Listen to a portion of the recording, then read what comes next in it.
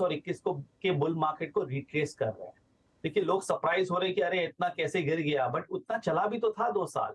उसके कारण उसका एक सिंपल सा रिट्रेसमेंट चल रहा है, जो जनरली प्राइस वाइज होता है पहले, और उसके बाद होता है टाइम वाइज। रिलायंस में तो बहुत बड़ी प्रॉब्लम है। मैं आपके चैनल पे आके मैं पिछले 3-4 महीनों से कह रहा हूँ कि हमारा व्यू यहाँ पर बेरिश है, क्योंकि चार्ट्स अच्छे नहीं है। अच्छे टाइम पे रिलायंस चला नहीं, 2700-2800 के लेवल से बार बार घूमता रहा। अभी वो lower end of the range पे है 2200 का। अगर ये 2200 का लेवल ब्रेक करता है तो मुझे लगता है कि 10 से 15% की और फॉल आ सकती है, जो पूरे मार्केट को इम्पैक्ट करेगा। सो रिलायंस में तो अभी भी बॉटम फिशिंग के साइंस नहीं है, इससे दूर रहिए। On the other hand Bajaj finance काफी कुछ गिर गया है, अब रिस्क रिवॉर्ड इसकी अच्छी हो रही है धीरे धीरे। 5300 और 5000 मेरे हिसाब से ये दो अच्छे लॉन्ग टर्म सपोर्ट्स है। तो अगर आप लॉन्ग टर्म इन्वेस्टर है तो, और अगर ये लेवल्स आपको मिलते हैं, तो अगले 1-1.5 महीना में आप इसमें निवेश कीजिए। आपको अगले 15 से 18 महीनों में अच्छा रिटर्न मिलेगा। ओके, तो आपका रिलायंस पे पर्सपेक्टिव था, बजाज फाइनेंस पे पर्सपेक्टिव था। याद रखिएगा रिलायंस पे, क्योंकि ये एक व्यू गौतम जी का हमने स्क्रीन पे रखा है, तो मैं फिर यहाँ पे मेंशन करना चाहूँगा, any short long thoughts, technical long call, fundamental long call, short call, option trade, please एक निजी राय ज़रूर सम्मिलित करें। इस चैनल का स्वामित्व प्रबंधन रिलायंस इंडस्ट्रीज होल्ड करते हैं। अच्छा गौतम, इस बार जो कन्विक्शन अल्ट्राटेक सीमेंट दिखा रहा है, उसको देख के मैं काफ़ी इंप्रेस हूँ। अल्ट्राटेक सीमेंट जिसने पूरी की पूरी एसीसी अंबुजा की वो सितंबर 2022 की तेजी को चुपचाप पीछे बैठ के देखा था, इस बार वो लीड कर रहा है इस पूरे सीमेंट के मूव को। आपका अल्ट्राटेक पे व्यू इस वक्त, कहां तक की तेजी संभव है, आपकी प्रेफर्ड बाय लिस्ट में है या नहीं, और सीमेंट में आप एक दो स्टॉक्स और जो पिक करना चाहें वो क्या हो गया? सीमेंट अच्छा लग रहा है और सीमेंट स्टैंड आउट कर रहा है, और ये क्वाइट सरप्राइजिंग है, क्योंकि अगर आप रियल एस्टेट देखें और रियल एस्टेट प्रॉक्सी स्टॉक्स देखें, तो सीमेंट को छोड़ के सब कुछ डाउन है। बट सीमेंट के स्ट्रक्चर्स अच्छे हैं, और मुझे लग रहा है कि जैसी मार्केट स्टेबल होता है सीमेंट स्टॉक्स अच्छे करेंगे। इनफैक्ट हम एक बिग पिक्चर रिपोर्ट निकालते हैं, जहां हम लॉन्ग टर्म पिक्स देते हैं 12-15 स्टॉक्स का। तो उसमें हम लोग ने कुछ हफ्ते पहले हम लोग ने रिलायंस को निकाला और अल्ट्राटेक को ऐड किया। तो अल्ट्राटेक की चार्ट्स काफी अच्छी है, सॉलिड कंपनी है, इंडस्ट्री लीडर है, रिलेटिव स्ट्रेंथ काफी है, और कंटिन्यूअस बेसिस पे मार्केट वीकनेस में ये खड़ा रहा है। So I think UltraTech will do wonderful things even from here. 7550 7600 का एक रेसिस्टेंस है, एक बार वो क्लियर होता है तो अल्ट्राटेक यहाँ से 10 से 15% चल सकता है, which is a very very good scenario, क्योंकि बाकी के इंडेक्स हेवीवेट से जहां पर कुछ स्ट्रेंथ नहीं दिखता है। और अपार्ट फ्रॉम अल्ट्राटेक अगर आपको कुछ करना है तो डालमिया सीमेंट की भी स्ट्रक्चर काफी अच्छी है, तो वहां पर भी मुझे काफी अच्छा स्ट्रेंथ दिखता है। ओके अच्छा, क्योंकि आपने बात की कि कई सेक्टर्स और स्टॉक्स अभी अपनी 2020-21 की जो बुल मार्केट थी उसी को कंसोलिडेट कर रहे हैं, उसमें सबसे बड़ा नाम आता है आईटी शेयरों का।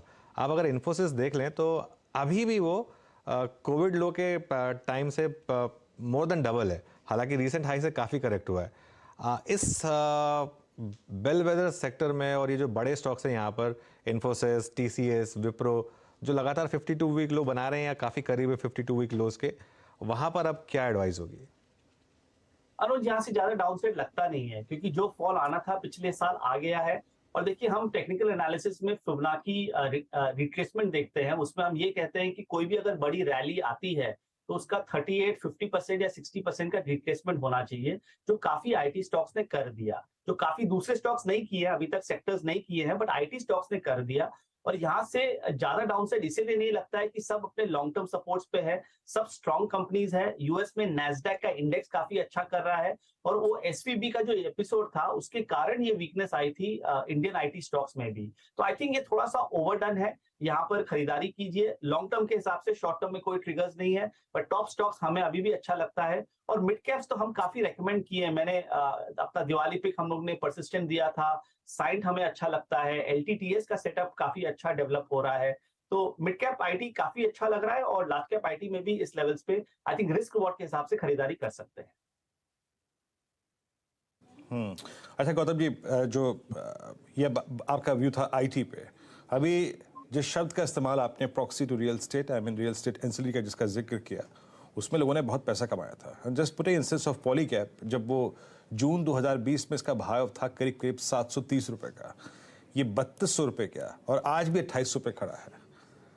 क्या यहाँ पर अब एग्जिट करना चाहिए? मतलब अब इनसे एग्जिट करके कुछ दूसरे डेस्टिनेशन तलाशने चाहिए? पॉलीकैब हो गया, एस्टेल हो गया, आपका अब सेंचुरी प्लाई हो गया, ये 3-4 जो स्टॉक्स हैं जिन्होंने मल्टीफोल्ड स्विंग दिया, इन पर आपका टेक क्या है? देखिए, अगर आप इसको ओवरऑल पर्सपेक्टिव में देखें तो these are all part of India consumption story. और हो क्या रहा है, पिछले 6-8 महीने से जो कंजम्पशन स्टॉक्स है, जो काफी रिचली वैल्यूड थे, हाईली वैल्यूड थे, वो अब चल रहे नहीं है, वहां पर बड़ी प्रॉफिट बुकिंग हो रही है। सो ये सब स्टॉक जो आपने कहा, yes they have done very well. अगर किसी का 5 साल का व्यू है और अगर आप बीच में मंदी प्ले आउट कर सकते हैं, तब तो आप होल्ड कीजिए। बट अगर आप वो वीकनेस प्ले आउट नहीं कर सकते हैं तो इससे निकलना बेटर है। मुझे लग रहा है कि अगर बाजार 16,800 ब्रेक करता है और मोमेंटम नीचे में पिक होगी, तो ये सब स्टॉक्स में ज्यादा वीकनेस आएगी। तो आई थिंक प्रॉफिट बुकिंग करनी चाहिए और सेफर स्टॉक्स में जाना चाहिए। हम बार बार कह रहे हैं कि वैल्यू का मार्केट है, इसमें समझिए पीएसयू स्टॉक्स में इन्वेस्ट कीजिए, कुछ capital good stocks, infra stocks में इन्वेस्ट कीजिए, जहां पर वैल्यूएशंस अच्छे हैं, जहां पर विजिबिलिटी बेटर है, and not these high flyers which have done well but may not continue to do well. Okay, तो आपने एक ओवरऑल इन्वेस्टमेंट की थीम भी बताई। गौतम जी, एक और space Nifty FMCG, HUL serious effort करता हुआ अपने 200 एक्सपोजर एवरेज को वॉलेट करने की। डाबर ने पार्टिसिपेट नहीं किया, मैरिको ने पार्टिसिपेट नहीं किया, आईटीसी ने अच्छा किया, गोदरेज सीपी काफ़ी ठीक ठाक रहा। इस बास्केट में आपके प्रीफर्ड पिक क्या है इस वक्त?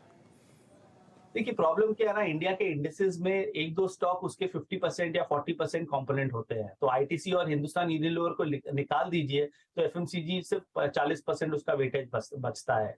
आईटीसी मुझे लग रहा है कि थोड़ा सा ओवर ओन्ड है और यहाँ पर थोड़ा सा थक गया है, तो इसीलिए वो ज्यादा चल नहीं पाएगा। और हिंदुस्तान यूनिलीवर में भी यहाँ से बड़ी कोई तेजी लगती नहीं है। लास्ट एक हफ्ते में थोड़ी बहुत तेजी आई, बट वो भी काफी टॉपिश लग रहा है। और ओवरऑल बेसिस पे देखें तो, और ये दो स्टॉक को अगर आप हटा दे तो सारे स्टॉक्स में डाउन ट्रेंड है। Colgate, Marico, Dabur, Godrej consumer, United Spirits, सब खराब चार्ट्स है। तो इसमें मेरे हिसाब से तो कोई कमिटमेंट बनानी नहीं चाहिए। और उसके साथ साथ जो और दूसरा हैवी वेट है वो है बैंक निफ्टी, क्योंकि आई थिंक बैंक निफ्टी एक बहुत इंपॉर्टेंट इंडेक्स है पूरे मार्केट के लिए। और अगर वहां पर 39,000 के नीचे का क्लोजिंग आता है तो that will be the leader on the way down for the next leg for the market. Okay Gautam, चलिए शुक्रिया जुड़ने के लिए हमारे साथ और इन सब स्टॉक्स और सेक्टर्स पर बात करने के लिए। अच्छा लगा आपसे।